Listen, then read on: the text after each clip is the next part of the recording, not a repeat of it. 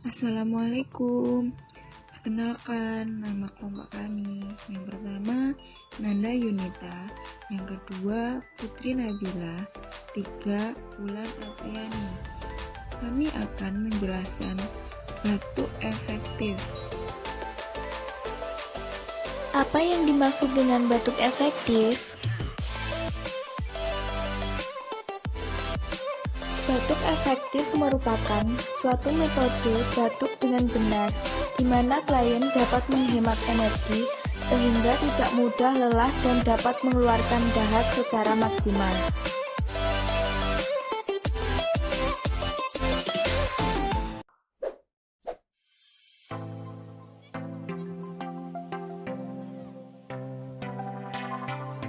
Tujuan batuk efektif yang pertama, meningkatkan volume paru dan memfasilitasi pembersihan saluran pernafasan.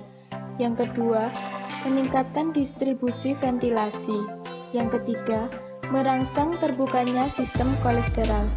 Teknik batuk efektif ini akan mengangkat seluruh dahak di saluran pernafasan.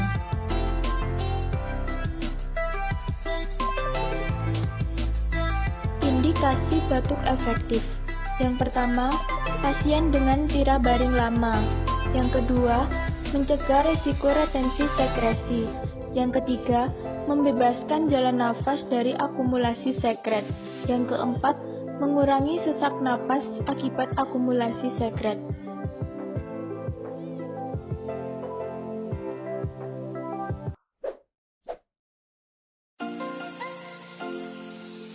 SOP batuk efektif.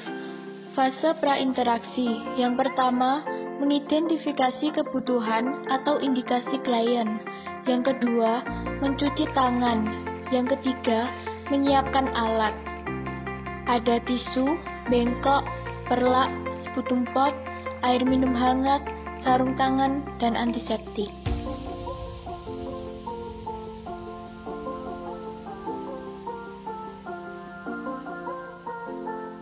Selanjutnya, jenis desinfektan untuk batuk efektif.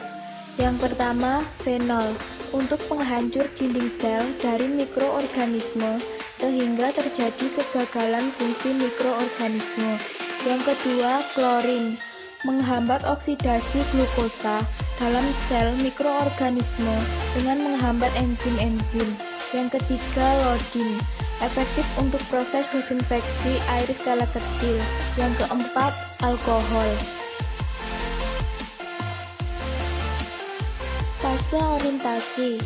Yang pertama, mengucapkan salam dan memperkenalkan diri. Yang kedua, menjelaskan tujuan prosedur tindakan. Yang ketiga, menanyakan persetujuan klien untuk dilakukan tindakan.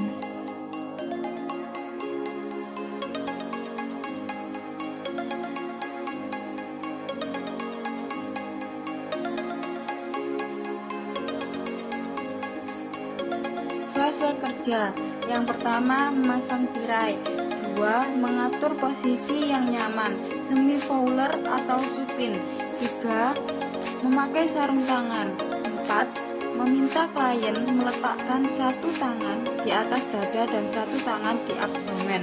5. Melatih klien melakukan nafas perut. Menarik nafas dalam-dalam melalui hidung hingga 3 hitungan tetap rileks. Jangan melengkungkan punggung dan konsentrasi pada pengembangan abdomen. 6. Meminta klien menahan napas hingga 3 hitungan. 7. Meminta menghembuskan napas perlahan dalam 3 hitungan lewat mulut, bibir seperti peniup.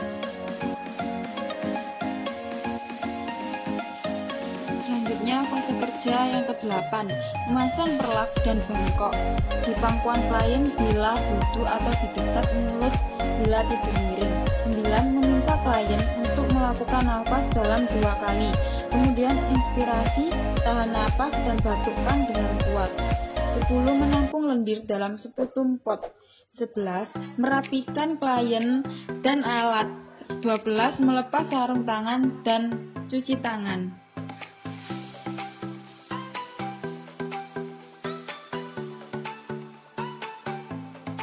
Fase terminasi. Yang pertama, mengevaluasi respon klien.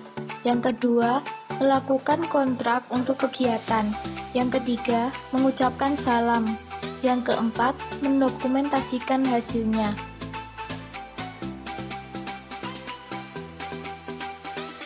Terima kasih teman-teman telah menyaksikan video dari kami.